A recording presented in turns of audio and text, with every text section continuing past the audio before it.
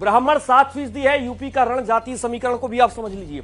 7% ब्राह्मण, राजपूत 7%, वैश्य 2%, अन्य सवर्ण 2%, जाट 2%, यादव 11%, कुर्मी 5%, अन्य ओबीसी 16%, इसके अलावा जाटव 12% और अन्य दलित 8%। और इन सब के बीच जो सबसे बेहद महत्वपूर्ण फैक्टर है वो फैक्टर है यादव, कुर्मी, अन्य ओबीसी और जाटव, अन्य दलित, मुस्लिम 19% है, जो एक बेहद महत्वपूर्ण फैक्टर है। लेकिन कोरी, मौर्य, कुशवाहा, सैनी 4% और केवट, कश्यप, मल्लाह, निषाद 4% वोट बैंक है।